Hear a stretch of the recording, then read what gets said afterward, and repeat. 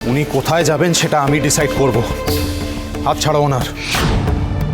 সে কি, এখন তুমিও ঠাম্মির সিদ্ধান্তের বিরুদ্ধে যাবে দাদা ভাই? ঠাম্মি, তোমার সিদ্ধান্তের বিরুদ্ধে যাওয়ার ধৃষ্টতা আমার নেই, কিন্তু তুমি যে ভুল মানুষকে শাস্তি দিচ্ছ। কারণ উনি যা করেছেন আমার কথায় করেছেন।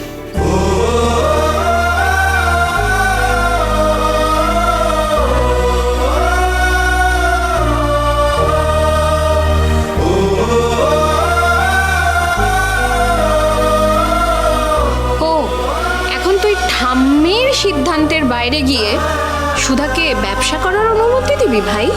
না দিদি, এইসব মিষ্টি নিমকি উনি ব্যবসার জন্য নয়, আমার কথায় বানাচ্ছিলেন।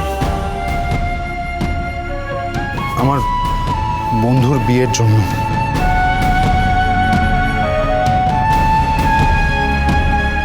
অ্যাকচুয়ালি একদম লাস্ট মোমেন্টে আমার বন্ধুর বিয়ের মিষ্টি তত্ত্ব সব মানে অর্ডারটা ক্যান্সেল হয়ে গেছিল। বিপদে পড়েও আমাকে সবটা জানালো, আমি সুধাকে জানালাম। উনি হেল্প করতে রাজি হয়ে গেলেন। ওটার জন্যই উনি ওই বিয়ের তত্ত্ব মিষ্টি এগুলো বানাচ্ছিলেন আগের দিন। এটা ওদের খুব পছন্দ হলো ঠাম্মি, খুবই পছন্দ হয়েছিল। তাই বৌভাতের জন্য মিষ্টি তত্ত্ব এগুলো বানানোর জন্য ওরা আবদার করলো। আমি না বলতে পারিনি ঠাম্মি, উনি সেটারই আয়োজন করছিলেন। আচ্ছা বেশ, যদি সেটাই হবে তাহলে লুকিয়ে রাতে কেন দিদিভাই এসব করবে? দিনের বেলা তো রান্না বান্না হয়, সবাই ব্যস্ত থাকে কিচেনে, কিচেন ফাঁকা থাকে না। রাতে অনেকটা সময় পাওয়া যায়। উনি আমাকে বাঁচাতে আজ ঠাম্মিকে মিথ্যে বললেন। আজ অবধি আমার অজান্তে বাড়ির একটা পাতাও নড়েনি, আর তুমি আমার কাছ থেকে এই কথাটা আড়াল করতে পারলে দাদু ভাই?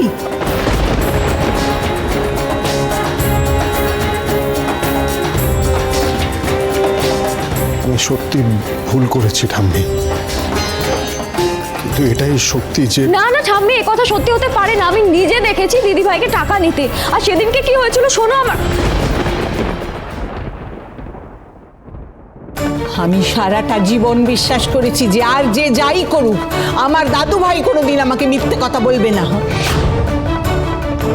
কিন্তু আজ প্রথম নিজের স্ত্রীর জন্য তুমি আমার কাছ থেকে কথাটা আড়াল করলে দাদু ভাই। তুমি যেটা বলছো সেটা সত্যি তো দাদু ভাই? হ্যাঁ ঠাম্মি, সত্যি ঠাম্মি এটা।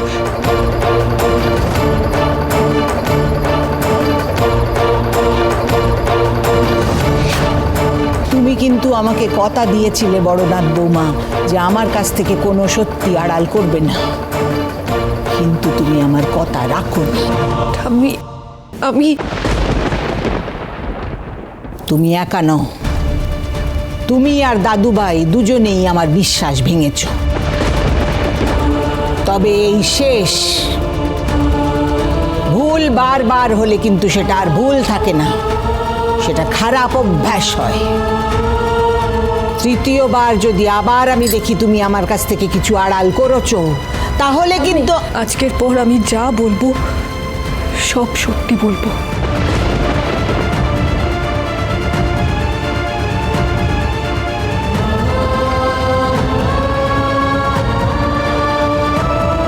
বড় বৌমা, গজাননের পুজোর আয়োজন করো।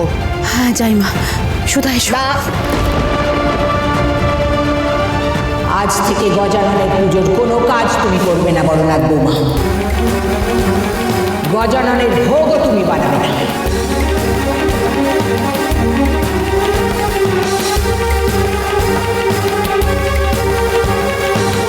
মিস্টার বসু মল্লিক, মিস্টার বসু মল্লিক, আমার কথাটা শুনুন। মিস্টার বসু মল্লিক, দাঁড়ান Mister Basu Mallick. Mister Basu Mallick, Mister Basu Mallick, দরজাটা খুলুন মিস্টার বসু মল্লিক। এভাবে হঠাৎ দরজাটা বন্ধ কেন করে দিলেন মিস্টার বসু মল্লিক? দরজা খুলুন। আমি আপনাকে সব সত্যি কথা বলতে চাই মিস্টার বসু মল্লিক। নিজেকে বোঝানোর একটা সুযোগ দিন মিস্টার বসু মল্লিক, দরজাটা খুলুন।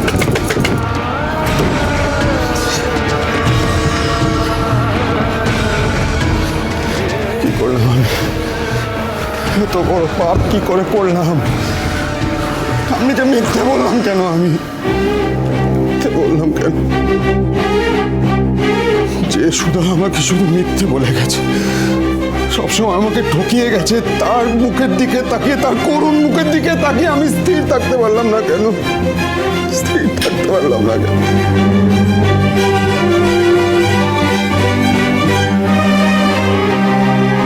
যে তেজ বসু মল্লিক মিথ্যেকে ঘৃণা করে, তার জীবনে এই মিথ্যে ঘুরে ফিরে কেন চলে আসে? আরে আমি তো সুধার একের পর এক সততা সহ্য করেছি, সবটা মেনে নিয়েছি আমি,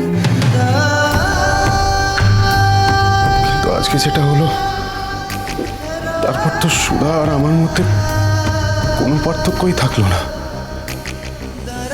আমিও তো সুধার মতো মিথ্যাবাদী হয়ে গেলাম। তেজ বসু মল্লিক মিথ্যেবাদী হয়ে গেল, মিথ্যেবাদী।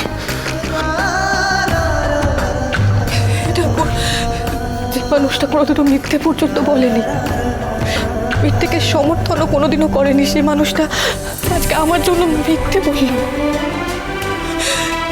আমি জানি মনের ওপর দিয়ে কি ঝড় বয়ে যাচ্ছে, আমি জানি। ঠাকুর, ঠাকুর, তুমি এই সব কিছু সামলানোর আমাকে শক্তি দাও ঠাকুর, আমাকে শক্তি দাও। মিস্টার বসু মল্লিক, আমার কথা শুনতে পাচ্ছেন মিস্টার বসু মল্লিক? আমি আপনার পায়ে পড়ি, দরজাটা খুলুন মিস্টার বসু মল্লিক।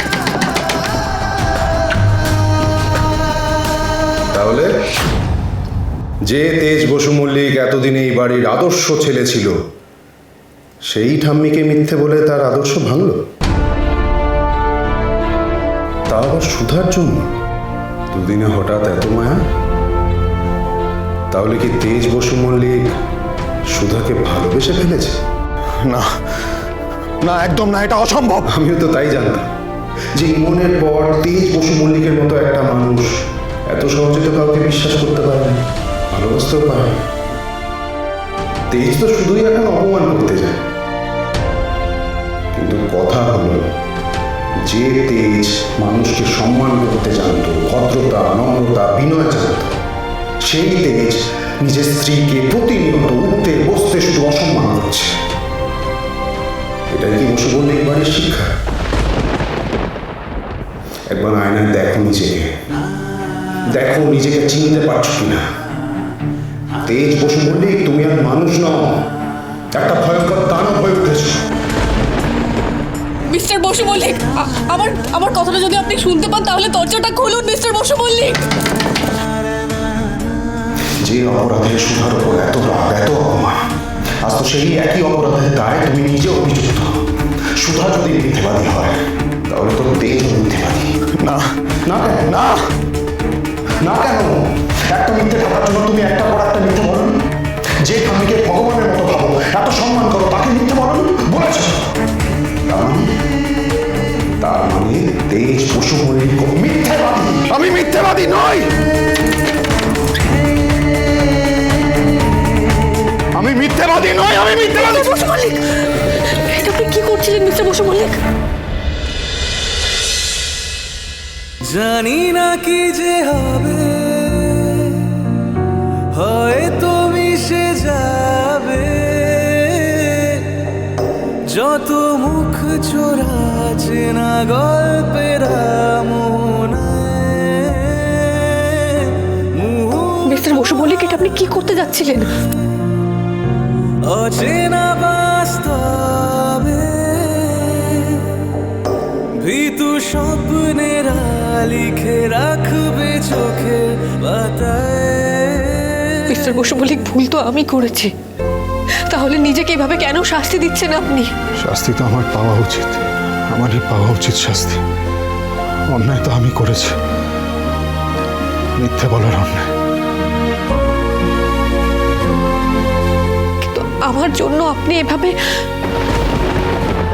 মিস্টার বসু মল্লিক, আপনি কোথায় যাচ্ছেন? মিস্টার বসু মল্লিক, দাঁড়ান।